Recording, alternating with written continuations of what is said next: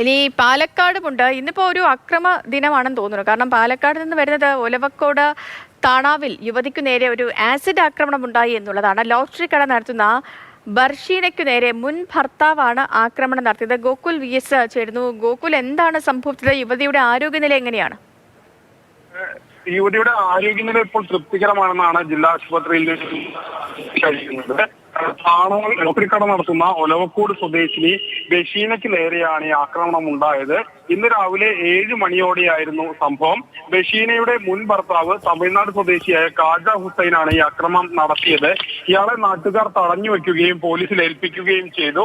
എന്താണ് ഈ ആക്രമണത്തിനുണ്ടായ ഒരു കാരണം എന്നുള്ളത് വ്യക്തമല്ല. പോലീസ് ഇയാളെ ചോദ്യം ചെയ്തു വരികയാണ്. ഇപ്പോൾ ഈ യുവതിയുടെ ആരോഗ്യനിലയിൽ കാര്യമായ പ്രശ്നങ്ങളില്ല എന്നുള്ളതാണ് അറിയുന്നത്. പക്ഷേ കണ്ണിലോ മറ്റോ ഈ ആസിഡേറ്റതുകൊണ്ടുള്ള പരിക്കുകൾ ഉണ്ടോ എന്നുള്ള കാര്യങ്ങളൊക്കെ തന്നെ പരിശോധിച്ചു വരികയാണ്. മുഖത്തേക്കാണ് ഈ ആസിഡ് ആക്രമണം നടന്നിട്ടുള്ളത്.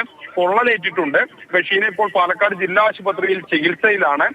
കാജ ഹുസൈനെ കൂടുതൽ ചോദ്യം ചെയ്താൽ മാത്രമേ എന്താണ് ഇരുവർക്കും ഇടയിലെ പ്രശ്നം എന്നുള്ള കാര്യങ്ങളൊക്കെ തന്നെ വ്യക്തമാവുകയുള്ളൂ. കുടുംബ പ്രശ്നങ്ങളാകാനാണ് സാധ്യത എന്നുള്ളതാണ് പോലീസിൽ നിന്ന് ലഭിക്കുന്ന വിവരം.